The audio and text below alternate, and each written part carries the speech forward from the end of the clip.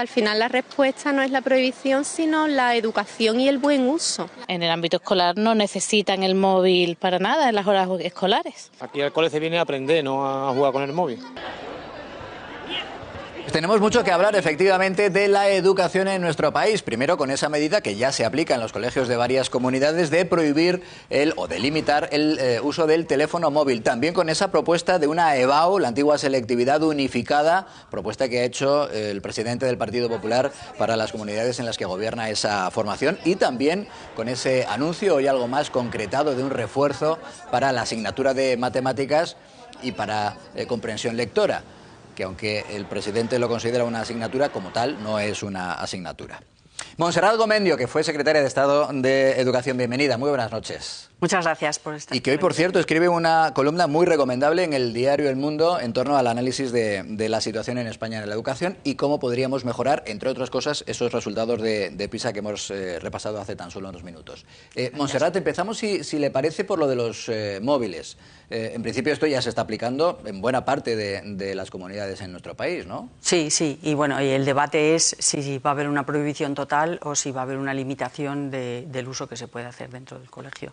Pero bueno, yo creo que es un tema complicado de controlar, sobre todo entre los chicos ya de secundaria. Claro, una cosa es que exista la norma y otra cosa es que los chicos luego no puedan utilizar el móvil, ¿no? Efectivamente, es sí. más difícil. Y también ahí la labor de las familias, como solemos decir tan a menudo, no solo del centro educativo. Esa otra propuesta, la de una EBAU unificada, el mismo examen, mismo día, misma fecha, para aquellas comunidades gobernadas por el Partido Popular. El Ministerio dice que es inviable. La pregunta que le hago es en una doble dirección. ¿Sería lo deseable esa unificación, que todos los chicos tuvieran el mismo examen? Y segundo, ¿es posible ahora mismo, habida cuenta de que es verdad que hay diferencia en el nivel educativo por comunidades? Vamos a ver, desde el momento que la nota de la EBAU determina que un estudiante pueda entrar en una universidad de cualquier comunidad autónoma, sería deseable, porque lo que no tiene mucho sentido es que, habiendo pruebas diferentes en distintas comunidades autónomas, un alumno que haga una EBAU en una comunidad autónoma que, por la razón que sea, tenga un menor nivel de exigencia, luego tenga preferencia para entrar en una universidad de otra comunidad autónoma donde el nivel de exigencia en la EBAU es mayor. Entonces, si la EBAU va a servir como nota para decidir si se puede entrar en la universidad en cualquier comunidad autónoma, debería de ser común, sí. Y además, bueno, hablando de PISA, la ministra asume que PISA, que es una métrica uniforme en todo el país para estudiantes de 15 años, es perfectamente válida tanto para matemáticas como para ciencias como para comprensión lectora. O sea que tampoco entiendo bien por qué otras métricas nacionales, porque no es solamente la EBAU, es que no tenemos evaluaciones nacionales, por qué el Gobierno asume que las comparativas internacionales que utilizan las mismas métricas para evaluar a los alumnos españoles en todas las comunidades autónomas son válidas y comparables, y sin embargo siempre argumentan que cualquier métrica estandarizada aplicada en todo el territorio nacional es algo inviable o innecesario, ¿no? O sea que podría aplicarse en el 2025, como apuntaba ayer Feijóo. Sí, yo creo que sí. El problema aquí es la división competencial que hay entre el Gobierno central y las comunidades autónomas a la hora de definir el contenido curricular. Claro, pero ahí también ha sido la última reforma educativa la que ha cambiado la forma en que eso estaba organizado. Nosotros, cuando se aprobó la LOMCE, la reforma educativa del 2013, lo que hicimos fue organizar las asignaturas en asignaturas troncales que incluían tanto matemáticas como lengua, como otras asignaturas, donde el Gobierno central decidía todos los contenidos curriculares, luego un grupo de asignaturas específicas donde las comunidades autónomas participaban de la definición de contenidos, pero el Gobierno central tenía un papel muy importante a la hora de definir los estándares de evaluación, es decir, no definía el currículum, pero sí definía qué es lo que los alumnos tenían que aprender en cada etapa. Y luego un tercer grupo de asignaturas que las comunidades autónomas podían decidir íntegramente. Si esa, digamos, división en categorías de asignaturas se hubiese mantenido, es muy fácil. La EBAU se centra en las troncales y también en las específicas que tienen los estándares de evaluación definidos de la misma forma para todas las comunidades autónomas. Lo que yo creo que no tiene sentido es que el Gobierno central, de alguna forma, asuma que no tiene una responsabilidad a la hora de asegurar que todos los alumnos en todas las comunidades autónomas tienen que alcanzar los mismos estándares de aprendizaje y que tienen que alcanzar las mismas metas al final de cada etapa. Eso nos ha llevado, según PISA, a que algunas comunidades autónomas, los alumnos de 15 años, llevan casi 2 cursos de diferencia respecto a otras comunidades autónomas. Yo creo que ese nivel de desigualdad entre comunidades autónomas y de inequidad que se produce por el lugar donde uno estudia es totalmente inaceptable. Y parece además que efectivamente se renuncia a batallar contra esa desigualdad. Se asume, claro, bueno, es que en estas comunidades tienen menos nivel, entonces tenemos que hacerlo de esta manera. Bueno, ya que estamos hablando de los problemas de la educación en nuestro país, ¿se resuelven con ese anuncio del presidente Sánchez de un refuerzo en matemáticas y en comprensión lectora? ¿O los datos de PISA que repasábamos hace un momento, se han perdido 16 puntos del 2012 al 2023 en matemáticas, 16 en comprensión lectora, son más profundos que simplemente el parche el refuerzo de profesores? Bueno, yo creo que la solución es mucho más compleja, pero además creo que tanto los informes de PISA a los que se refiere el presidente como los datos que tenemos en nuestro propio país, que has comentado tú antes, demuestran que la disminución del tamaño de la clase, que es en lo que resulta un desdoblamiento, no da lugar a una mejora en el aprendizaje de los alumnos.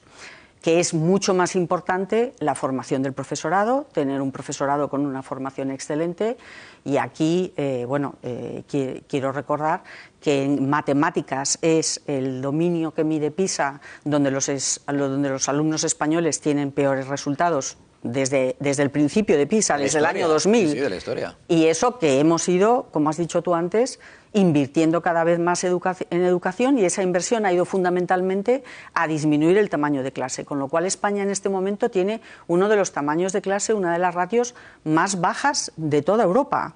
Y aún así tenemos unos resultados muy malos comparados con otros países. Luego, es una solución que ya se ha intentado una y otra vez, particularmente por gobiernos socialistas, y que no ha mejorado los resultados. Al revés, o los resultados se han mantenido estancados durante el tiempo en que se ha ido reduciendo la ratio, porque el aumento de inversión se ha utilizado en eso, o como dices tú, en los últimos ciclos ha habido una disminución importante, a pesar de que la ratio sigue disminuyendo. Luego, esa no es la solución. Para mí la solución es mucho más compleja, tiene que ver fundamentalmente con la formación del profesorado.